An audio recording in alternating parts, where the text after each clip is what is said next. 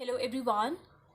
इस वीडियो में हम चाइनीज़ रिमाइंडर थ्योरम का जो प्रूफ है वो कंटिन्यू करेंगे। लास्ट वीडियो में हमने इससे रिलेटेड एग्जांपल्स देखे थे और वो मैंने पहले इसीलिए डिस्कस किया था सो दैट कि जो थ्योरम है वो आपको अच्छे से समझ में आ जाए। थ्योरम हम कंटिन्यू करेंगे उसका प्रूफ, तो देखते हैं। चलिए, state and proof Chinese remainder theorem में जो स्टेटमेंट थी उसमें मैंने आपको बताया था कि M1 M2 M3 आपको मिलते हैं जो यहाँ पर मोड में लिखे हुए हैं। ये हमारी M1 M2 M3 की वैल्यूज़ होती हैं जो हमारे पॉजिटिव इंटीजर्स हैं। और मेन थिंग जो इनके बारे में थी वो ये कि रिलेटिवली प्राइम होते हैं ये सारे नंबर्स। इफ़ आप इनका GCD निकालोगे तो आपको 1 मिलेगा। अगर मतलब कि ये कंडीशन मैंडेटरी है, I should not be equals to J. आपस में जब आप इसका इसी से निकालोगे तो फिर तो आपको GCD मिलेगा ही ऑफकोर्स। मतलब रिलेटिवली प्राइम है आपस में, MI और MJ आप लेते हो कोई सा भी इनमें से, तो जो GCD मिलेगा वो 1 मिलेगा। और यहाँ पर A1 A2 AR क्या थे जो ये आपको इधर लिखे हुए मिल रहे थे। तो x यहाँ पर जो है वो सारे सेम है, ठीक है। तो इन सारे कॉन्ग्रुएंसेस को सेटिस्फाई कर रहे हैं। Then the congruences in this have a common solution. इन सबका एक ही कॉमन सोल्यूशन होता है, ओके। और इफ़ आपको एक से ज़्यादा दो मान लो कॉमन सोल्यूशन मिल जाते हैं तो देन ये इस तरीके से इस कंडीशन को सेटिस्फाई करेंगे। X naught this is congruence to x1 mod m, ठीक है। जहाँ पर ये m की वैल्यू क्या है, ये जो M1 M2 MR ये जो भी आपको मिलेंगे इन सब का जब आप मल्टीप्लाई कर दोगे, प्रोडक्ट कर दोगे, तो आपको m की वैल्यू मिलेगी। एग्जाम्पल्स, जिसने एग्जाम्पल्स वाली वीडियो देखी है उसको ये चीज़ अच्छे से समझ में आ जाएंगी। चलिए स्टार्ट करते हैं आगे इसके प्रूफ को। देन मैंने आपको बताया था कि जो स्टार्टिंग है प्रूफ का, आप m की वैल्यू निकालोगे, सबको मल्टीप्लाई करने के बाद ही आपको m की वैल्यू मिलेगी। वही सेम चीज़ मैंने यहाँ पर लिखी हुई है। सो क्लियरली M/MJ जो प्रोडक्ट आपको मिला और आपने इसमें से एक MJ जो चूज़ करा वो भी फिर आपको इंटीजर मिलेगा, जिसके लिए मैंने आपको ये एग्जाम्पल भी बताया था कि इफ़ इसको मैं M1 M2 M3 मान लूँ, इन तीनों का प्रोडक्ट करूँ, मल्टीप्लाई करूँ तो मुझे 30 वैल्यू मिल गई, ठीक है। तो ये मेरी m की वैल्यू हो गई जो वही फर्स्ट स्टेप था। Then m divided by MJ, इसमें से सपोज करो मैंने MJ की वैल्यू ले ली 3, ठीक है, कोई सी भी वैल्यू ले सकते हो। सो 30 divided by 3 I will gate 1। Again जो ये मुझे M/MJ की वैल्यू मिली वो कोई इंटीजर वैल्यू मिली, वही सेम चीज़ मैंने यहाँ पर लिखी हुई है। और इफ़ मैं GCD निकालूँ किसका, M/MJ का और MJ का, मतलब इसका GCD और इसका GCD, मतलब 10 और 3 का GCD, तो मुझे कुछ भी कॉमन नहीं मिल रहा, मुझे GCD क्या मिलेगा, 1 मिलेगा। तो इन सारे स्टेप्स को समझाने के लिए मैंने ये एग्जाम्पल का प्रूफ लिया था। Now we observe that M/MJ is divisible by MI, मतलब MJ मैंने 3 ले लिया ना, तो इसमें से मेरा MI 2 भी हो सकता है, 5 भी हो सकता है। तो M/MJ वो डिविजिबल हो जाएगा MI से। यहाँ पर MI जो है MJ के इक्वल नहीं होना चाहिए, I should not be equals to J। अदरवाइज क्योंकि हमने देख लिया MJ के साथ जो मैंने डिवाइड करके वैल्यू निकाली थी उसके साथ तो GCD 1 आ रहा है, वो तो डिवाइड होगा नहीं।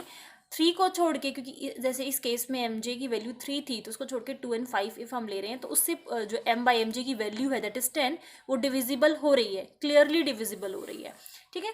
तो ये भी स्टेप हमें आ गया समझ में। ये हम बोल चुके हैं कि जो GCD है इन दोनों का दैट इज इक्वल्स टू 1। तो अभी हमने ये इस चीज़ इसलिए दोबारा से लिखी क्योंकि हम एक थ्योरम है जिसका प्रूफ हमने यहाँ पर यूज़ किया है। मैंने थ्योरम बताया था आपको कि जो GCD अगर A और M का GCD अगर 1 के इक्वल आता है तो आपको x ऐसा मिलेगा सच दैट कि AX is congruent to 1 modulo M, ठीक है। एंड कन्वर्स था उसका। तो इफ ये मैं वैल्यू A मान लूँ, इसको M मान लूँ, तो A और M का जो GCD है वो मुझे क्या मिल रहा है, 1 मिल रहा है। देन मुझे x ऐसा मिलेगा तो x की जगह मैंने ले लिया BJ, मुझे BJ दिस एक ऐसा इंटीजर मिल रहा है जो इस कंडीशन को सेटिस्फाई कर रहा है। तो A की वैल्यू क्या है, M/MJ। BJ मुझे x मिलेगा इस तरीके से, तो x मैंने इस केस में BJ ले रखा है। So this is congruent to 1 modulo MJ। तो यहाँ पर जो मेरा M है वो MJ है, तो this is MJ, okay. Value put कर रखी है। अब मैं दोनों साइड इफ मल्टीप्लाई कर दूं AJ से तो इधर भी आ जाएगा और इधर भी आ जाएगा, इसको इक्वेशन नंबर 1 मान लिया। ऑल्सो सिंस M/MJ जो हमने निकाला था that is divisible by MI, example के थ्रू भी मैंने आपको बताया। MJ बस मत लो, MI की कोई भी वैल्यू ले लो, चाहे 2 या फिर 5, तो डिवाइड कर रहा है M/MJ की वैल्यू को। इसका मतलब डिवाइड कर रहा है, तो ये जो रिमाइंडर है यहाँ पर जो हमें रिमाइंडर मिलता है दैट इज 0 क्योंकि डिवाइड कर रहा है। और यहाँ पर ये MJ है, ये MI है। जब आपस में ये दोनों सेम नहीं हो रहे तो आंसर क्या आ रहा है, 0 आ रहा है। नेक्स्ट, क्योंकि हमें सॉल्यूशन चाहिए x0, तो हमने यहाँ पर क्या किया, this is equals to summation. जब मैंने एग्जाम्पल सॉल्व करवा आप लोगों के साथ डिस्कस किया था लास्ट वीडियो में, तो मैंने आपको ये सारे स्टेप्स भी बताए थे। तो उसमें हमने क्या किया था, सबका सम निकाला था, जहाँ पे जे की वैल्यू जो है वो जितनी भी इक्वेशन, जितने भी कॉन्ग्रुएंसेस हमें गिवन है उस पर डिपेंड कर रही थी। So J is equals to 1 to r, तो एक एक बार वैल्यू पुट करेंगे, सबका सम कर देंगे, m/m1 b1 a1 प्लस में m/m2 b2 a2 प्लस में लास्ट में जब जाएंगे तो m/mr br ar। ठीक है, देन क्लियरली आप अगर इसमें मोड हम मोड अगर इसमें हम m1 लगा दें तो ये x0 इज इक्वल्स टू हमें मिलेगा m/m1 b1 a1 mode m1। ठीक है, क्यों? क्योंकि अगर इस पे आप मोड m1 लगाओगे तो दिस इज mj और m1 क्या हो जाएगा mi, दोनों आपस में डिफरेंट होंगे तो रिमाइंडर क्या आएगा 0। अभी इक्वेशन नंबर 2 में हमने डिस्कस किया, मैंने आपको बताया कि अगर ये दोनों अलग अलग हैं, this is mj this is mi, तो रिमाइंडर 0 आएगा। इफ़ यहाँ पर भी m1 है, यहाँ पर भी m1 है, मतलब दोनों ही mj या दोनों ही mi है, तो रिमाइंडर मुझे मिलेगा, क्योंकि वो डिविजिबल नहीं हो रहा। ये डिविजिबल कौन से केस में हो रहा है, जब ये दोनों अलग अलग है, रिमाइंडर 0 आ रहा है। तो इसी वजह से ये सारे जो है वो क्या हो जाएंगे, बाकी के 0 हो जाएंगे, क्योंकि मैंने मॉडुलो m1 किया था तो m1 वहाँ पे सेम बन रहा था, m1 तो मुझे रिमाइंडर मिलेगा। इस वजह से ये जो है 0 नहीं हुआ, बाकी सारे 0 हो गए। नेक्स्ट अब हम क्या कर रहे हैं, putting j is equals to 1 in equation number 1। तो अगर हम j की वैल्यू 1 पुट करते हैं, सो this will B m/m1 b1 a1, जो इक्वेशन नंबर 1 थी, जहाँ पर हमने लिखा था m/mj bj aj is equals to aj mod mj, है ना। तो वहाँ पे जस्ट हमने कुछ नहीं किया, m की वैल्यू m1 के इक्वल रखी है, आप इक्वेशन नंबर 1 में देख सकते हैं। तो equation number 3 and equation number 4 को कंपेयर करें इफ़, तो हमें क्या मिल रहा है, x0 is this congruent to a1 modulo m1। इस चीज़ को मैं इसके कंपेयर कर रही हूँ, इससे कंपेयर कर रहे हैं। ठीक है, तो दोनों को कंपैरिजन करने से हमें ये वैल्यू मिल रही है, x0 is congruent to a1 modulo m1। Straight away इसकी वैल्यू हमें x0 मिल रही है, तो यहाँ पे मैं इसको x0 कर दूँ तो मुझे ये मिल जाएगा। x0 is the solution of first congruency, जो हमने लिखा था, तो इसका फर्स्ट सोल्यूशन है ये x0।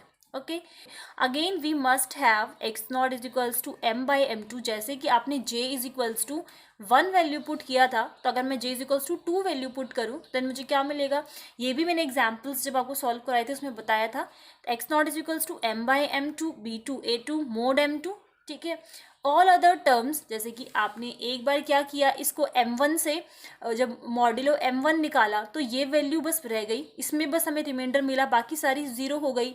देन अगेन जब आप मॉड्यूलो m2 से करोगे तो आपको इधर वैल्यू मिलेगी, बाकी इस इंक्लूडिंग दिस बाकी सारी वैल्यू क्या हो जाएंगी, 0 हो जाएंगी। तो ये वही प्रोसेस यहाँ से रिपीट वही कर रहे हैं हम। अब मॉड्यूलो m2 से कर रहे हैं तो ये सॉल्यूशन आ गया, रेस्ट जो जितनी भी वैल्यूज़ थी वो सारी 0 हो गई। इक्वेशन नंबर 1 में जहाँ पर आपने last time j equals to 1 put किया था, वहाँ पे j इक्वल्स टू 2 पुट करेंगे, कंपेयर करेंगे। So I will get x0 because this is equals to x0, so I am just putting this value as x0 and this is congruent to a2 modulo m2. so x0 is the solution of second congruency. जो हमने first निकाला था that was first congruency, और जो अभी हमने निकाला है वो सेकेंड कॉन्ग्रुएंसी को सेटिस्फाई कर रहा है। ठीक है, तो जो भी एस्ट्रिक इक्वेशन में हमने कॉन्ग्रुएंसीज लिखी थी, फर्स्ट के लिए निकाला ये वैल्यू, सेकेंड के लिए भी निकाली, फिर इसी तरीके से सेकेंड कॉन्ग्रुएंसी का जो सोल्यूशन है, इसी चीज़ को बार बार अगर हम रिपीट करते हैं, एक बार मॉड्यूल m1 से किया था, फिर सारी टर्म्स बाकी की 0 हो गई m1 वाली को टर्म, फर्स्ट टर्म को छोड़कर। जब मॉड्यूल m2 से किया तो सेकंड टर्म हमारे पास बचा, बाकी सारी 0 हो गई। इसी तरीके से रिपीट करते जाएंगे। मॉड्यूल mi से करेंगे तो बाकी सारी टर्म्स 0 हो जाएंगी मॉड्यूल mi को छोड़ के। देन j की value is equals to 1 put करेंगे, कंपेयर करेंगे तो ये सोल्यूशन मिलेगा। तो इसी प्रोसेस को रिपीट करने से तो आप देखेंगे कि x0 जो मिल रहा है वो हमें कॉमन सोल्यूशन मिल रहा है इस एस्ट्रिक इक्वेशन का जो हमें चाहिए था। ठीक है, तो यहाँ तक सॉल्यूशन जो है हमें मिल गया।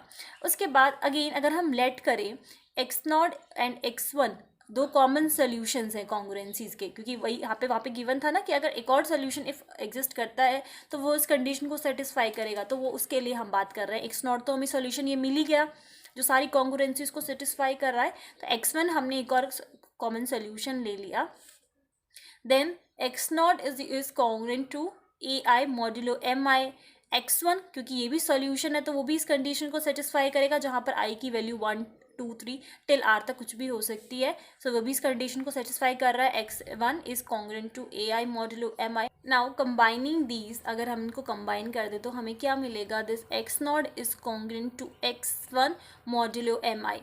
जो एग्जाम्पल हमने सॉल्व किया था उससे आप ये रिलेट कर सकते हैं कि हमने किस तरीके से निकाला था. तो X naught is congruent to x1 modulo M Y. अगर मैं बार बार यहाँ पर आई की वैल्यू को वेरी करूँ तो m1 divides X naught minus x1, m2 divides X naught minus x1, then mr इसी तरीके से this divides X naught minus xr. But इन दोनों के जो बीच का जो GCD है एम आई और एम जे के जो बीच का GCD है that is equals to 1. Okay, then multiplying all these, so m1 into m2 into till mr, ये this divides X naught minus x1. इसकी वैल्यू क्या थी, इनका प्रोडक्ट जो था वो हमने m के इक्वल माना था. So this m divides X naught minus x1. अगर ये इस कंडीशन को सेटिस्फाई कर रहा है तो हम इसको इस तरीके से भी लिख सकते हैं that mod m this X naught is congruent to x1 modulo m. इसका मतलब यही तो हो गया कि m divides X naught minus x1, जहाँ पर m की वैल्यू ये है, hence the proof. So I hope अब आपको अच्छे से समझ में आ गया होगा. अब हम एक एग्जाम्पल डिस्कस यहाँ पर कर रहे हैं सो दैट आपकी अगर जो भी क्वेरी होगी फर्स्ट एग्जाम्पल से रिलेटेड वो यहाँ पर सॉल्व हो जाएगी. वहाँ पर जो मैंने एग्जाम्पल्स डिस्कस किए थे फर्स्ट वीडियो में, मैंने जस्ट आपको एक तरीका बताया था किस तरीके से आप सॉल्व कर सकते हैं. अब थ्योरम के बाद आपको चीज़ें और अच्छे से समझ में आएंगी. तो यहाँ पर मैं फिर से सारे स्टेप्स को अच्छे से क्लियर करना चाहती हूँ. हर एक स्टेप के हमें किस तरीके से एग्जाम में अगर अटैम्प्ट किस तरीके से करना है या हर चीज़ों को निकालने का रीज़न क्या है, और आपको नई बातें इस एग्जाम्पल में पता लगेंगी. यहाँ पर सेम आपको x की वैल्यू निकालनी है least positive integer such that कि जो सारी वैल्यू x की सेम ही है, कॉमन सोल्यूशन है, सारी कॉन्ग्रुएंसीज को सेटिस्फाई करे. तो चाइनीज़ रिमाइंडर थ्योरम की हेल्प से हमने क्या किया था उसमें भी कि a1 a2 a3 की वैल्यू इनिशियलाइज करी, मेंशन करी. देन m1 m2 m3 की वैल्यू को यहाँ पर हमने मेंशन किया. क्लियरली जो m1 m2 m3 होते हैं सारे रिलेटिवली प्राइम होते हैं. उनका प्रोडक्ट निकालेंगे m और उसकी प्रोडक्ट निकालने के बाद उसके जो आंसर को हम m वैल्यू दे देते हैं ना, तो मल्टीप्लाई करके हमें मिल गया 1001. देन हमें इस फॉर्मूले का यूज़ करके निकालना पड़ता है b1 b2 b3 की वैल्यू. ओके, सो एक बार इसमें जब आप j की वैल्यू 1 रखोगे so this will be m by m1, b1 is congruent to 1 modulo m1. ठीक है, इसमें नाउ जो आप mj से mj का निकाल रहे थे तो आपको याद होगा कि GCD जो था वो 1 आया था. मैंने जब फर्स्ट लेक्चर में एग्जाम्पल डिस्कस किया तो आपको जस्ट इतना ही बताया था कि इस स्टेप का यूज़ करते हुए हम आंसर निकालेंगे. बट लिया क्यों था उसका रीज़न सिंपली बस ये है क्योंकि थ्योरम अब आपने कर ली है. आप इस बात को अच्छे से समझ पाओगे कि जो mj और यहाँ पर भी mj था, m बाई mj का जब आप GCD निकाल रहे थे mj के साथ तो क्या आ रहा था, 1 आ रहा था, क्योंकि जो पेयर वाइज देवर रिलेटिवली प्राइम. बाकियों के साथ जब आप mi के साथ निकाल रहे थे तो दैट वाज डिविजिबल, रिमाइंडर आ रहा था 0. ठीक है, तो यहाँ पर रिमाइंडर ये जो है हमारे पास इसका GCD 1 आ रहा था. हमें क्या करना है, एक वेरी करना है, जस्ट एक बार j की वैल्यू 1 रखनी है, j की वैल्यू 2 रखनी है, j की वैल्यू 3 रखनी है, जितने भी कॉन्ग्रुएंसीज आपको गिवन है. तो यहाँ पर ये रख दिया, इनकी वैल्यूज़ को पुट किया. हमें करना क्या है, इसको इससे b1 b2 b3 की वैल्यू निकालनी है. कैसे निकालेंगे, वो लीस्ट वैल्यू हमें चाहिए जो इस कंडीशन को सेटिस्फाई करे. सॉल्व करने के बाद ये आ गया 3b1 is congruent to 1 mod 7. m by mj को जब आपने सॉल्व किया तो आएगा ये 3. तो b1 की लीस्ट वैल्यू हमें मिल गई 5 इंटू 3 15, -1 कर देंगे तो 14. सो 14 इज डिवाइडेड बाई 7. तो b1 की लीस्ट वैल्यू हमें मिल गई 5. इसी तरीके से j की वैल्यू को 2 रखा, दिस इसको डिवाइड किया, वैल्यू पुट करी m2 की, m की सॉल्व किया, दिस इज 91. तो b2 की हमें लीस्ट वैल्यू पुट करनी है सो दैट ये जो इक्वेशन थी वो सेटिस्फाई हो जाए. ओके, तो सबसे पहले आप अगर आपको यहाँ से डिफिकल्ट लग रहा है तो एक बार हम डिवाइड करके यहाँ से भी चेक कर सकते हैं कि रिमाइंडर क्या आ रहा है. देन आगे हम प्रोसीड कर सकते हैं. देन आप 91 को अगर मैं 91 को 11 से डिवाइड करूँ so straight away it will go to 888 because 99 तो जाएगा नहीं. तो यहाँ पे आपके पास जो रिमाइंडर आ गया 3. तो डायरेक्टली हम इसे और स्मॉल करके लिख सकते हैं सो दैट आप B1, B2, B3 की वैल्यू निकालने में डिफिकल्टी ना हो। ओके, सो ये हमारे पास B2 की वैल्यू 4 आ गई, 4 3 ज़ा 12, एक सब्ट्रैक्ट करेंगे तो 11, 11 डिवाइड्स 11। नेक्स्ट जे की वैल्यू 3 रखा, वैल्यूज़ को पुट किया, देन अगेन आप इसको थोड़ा सा स्मॉल कर सकते हैं, 77 को 13 से डिवाइड कर दो, जो रिमाइंडर आएगा वो यहाँ पर हम लिख देंगे। देन ये हो जाएगा B3, मतलब स्मॉल वैल्यू हमें चूज़ करनी है सच दैट कि ये डिविजिबल हो जाए। देन 12 आ जाएगा, ठीक है। देन कॉमन सोल्यूशन निकालने के लिए क्या किया था, सबका सम कर दिया था, m/m1 b1 a1 plus so on, values put करोगे यू विल गेट 8895। तो आप देखिए, जब मैंने एग्जाम्पल नंबर 1 डिस्कस किया था, इनको सॉल्व करने से हमें जो वैल्यू मिली थी x0, ये भी उस कंडीशन को सेटिस्फाई, मतलब कॉन्ग्रुएंसेस की जितनी भी इक्वेशन थी सबको सेटिस्फाई कर रहा है, ये भी आप चेक कर सकते हैं।